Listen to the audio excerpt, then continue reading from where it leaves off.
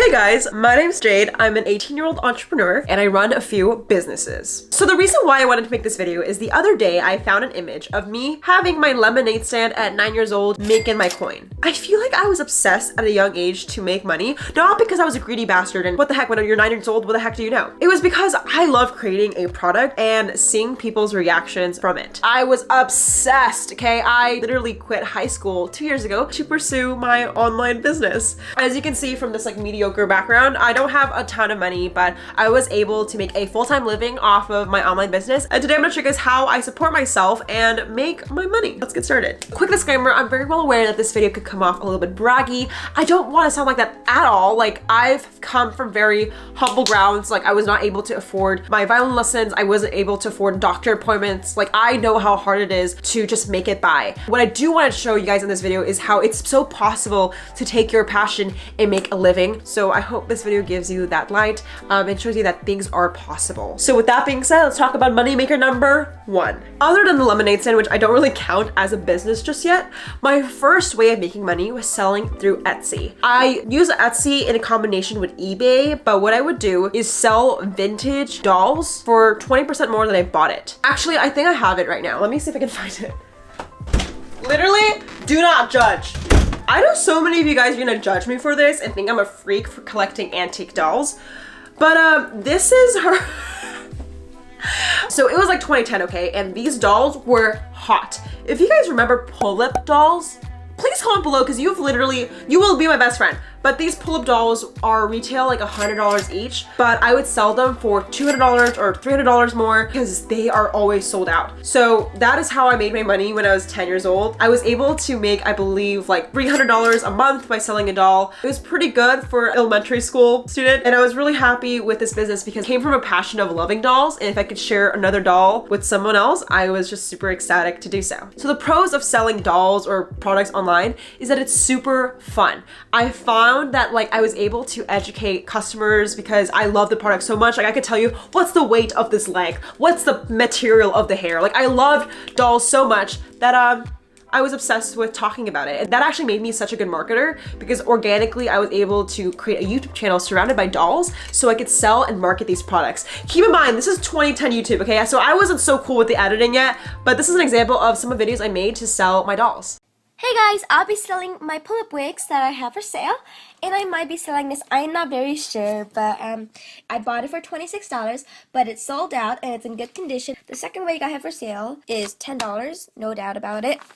The cons of selling products online is it's really not scalable. I'm very well aware that you don't need to scale everything, but I couldn't sustain this business because it required you to buy like all these products, ship it out yourself, and I just didn't have that time because I was a kid. So yeah, that is the cons, but I really genuinely enjoyed my career in this field. Literally guys, go to your closet, find antique toys that you have when you were a kid, pop it into eBay, and you can actually see what are people selling it for and how much lower can you sell it for. And it's really easy to turn a profit just based on products you have at home. All right, 2. Drop shipping. So when I was 10 years old, I basically was like, fuck this shit. I want to sell other products than dolls. And I turned to Alibaba. So during this time of YouTube, it was like the kawaii age where basically all animal products were given personalities. So there was this like bear called Rilakuma. It was a famous freaking bear. And I would buy these keychains of this bear's face and sell it on Amazon. And I was able to make $5,000 a month based on that product. The pros of drop shipping in 2011 and 2012 was there's literally no competition. Now the cons is it's just now really competitive, and I would say it's pretty cost intensive, at least the way I did it. I fulfilled it out of my own home. You have to keep in mind that someone has to do those physical labor work. I'm not sure how it is right now just because I don't do that anymore, but that is just something to keep in mind. All right guys, so number 3 of how I used to make money was freelancing. You guys, if you are a student or you're someone who is a teenager and you want to make money, this is my best advice to get started. You don't need to be a serial entrepreneur. You don't need to create a lemonade stand.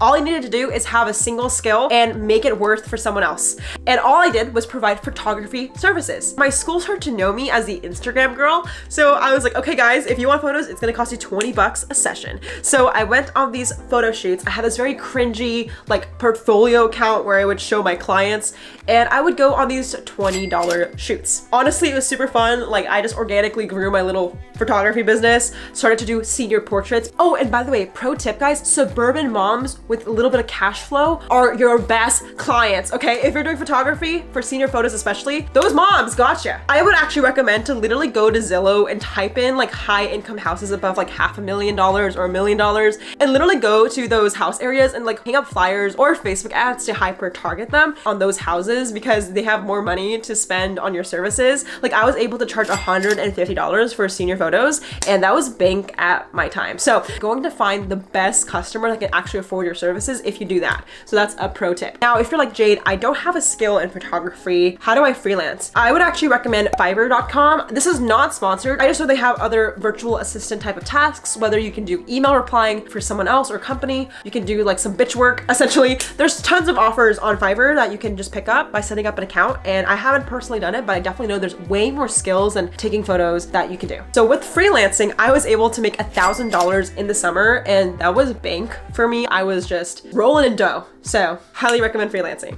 All right, so now for the controversial lesson of the day. A lot of people say know your worth when it comes to freelancing. Now, I have a contradiction to that. I also think it's just as important when getting started to do free work. I remember that I couldn't charge people $20 for a photo shoot, so I just took photos of my friends to build up my portfolio for a whole year instead. And I think there's not a lot of people talking about that, at least in what I've seen. So I just definitely think like, yes, charge your coin, sis, and get your money, but also don't be afraid to do free work. Like sometimes here and there for my businesses, I will sometimes lose money by taking projects, but I know it's gonna build up experience and build up my technique to get better. So that's just something to keep in mind. Don't be afraid of free work.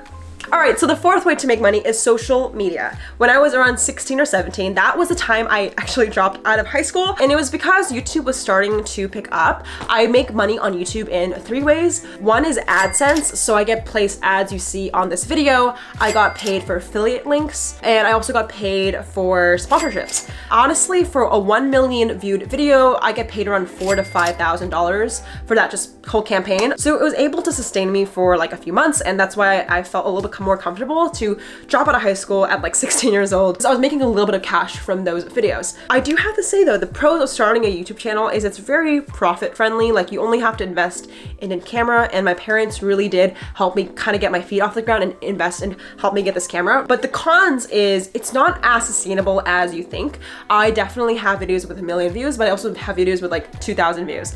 And that variance in views can also correlate to income. So I realized that like, obviously, yeah, I made a few $1,000 through YouTube videos, but I have to diversify and create a sustainable brand. So it will lead me to my other revenue streams in just a second, but that's just something to keep in mind of when starting a YouTube channel, you have to diversify as soon as possible. So with diversification, number 5, consulting. So as my channel surpassed like 100,000 subscribers, I started to get approached by brands to consult for their Instagram and YouTube strategy to grow their brand. And I got paid like $75 an hour, which is pretty cool. Like I was able to afford an apartment in LA, travel the world. It was pretty good. Like I made a decent living, but I definitely think it's a tricky situation when you trade time for money because you could be someone's bitch easily. So I really tried to at least, charge more throughout the years. So now I do around $500 an hour, give or take. I don't do too many hourly consulting sessions anymore because I prefer to do project-based stuff. I just find that trading money for time can easily become a job. Like I didn't start a business to get employed by someone. I started a business to create my vision. So it's really important if you guys do consulting, like just to be very mindful of that because yes, it's very profitable, but you can easily be someone else's bitch if you don't know what you're doing and you're just not charging enough for it. Because I've lost more money sometimes by consulting because it took me a flight to get there, come back, book a hotel. Like I've definitely lost money. So just to be mindful of that profit and cost. Guys, if you're so far enjoying this video, make sure to give this video a like to let me know that you're enjoying it and subscribe to the channel for more videos about entrepreneurship. All right, number 6. Now I currently make money through software and my own products. So basically after consulting, like I said, I just became very, very tired of just trading money for time. And I realized like my dream has always to build a product. Like since the lemonade stand days, I was just obsessed with creating an experience and I just didn't do it anymore. I just felt like I was selling it. Yeah, sorry, I'm being dramatic. I was just super grateful for those opportunities, of course. Like I'm not saying I'm not grateful for those consulting sessions. What I am saying though is I knew that it was time to start something new. So a year ago with my co-founder, I started a text message software called pubg app, and this has been an amazing journey. pubg is a text message platform for brands to use to grow their business, and for every customer we get, it's around $1,500. And the pro of software is that it's very scalable. Like adding one user doesn't cost us too much money. However, the biggest cons of doing software is it's very capital intensive at the start. Like we probably put in over $100,000 into our platform so far, and we still have another $500,000 to go to finish our platform. Like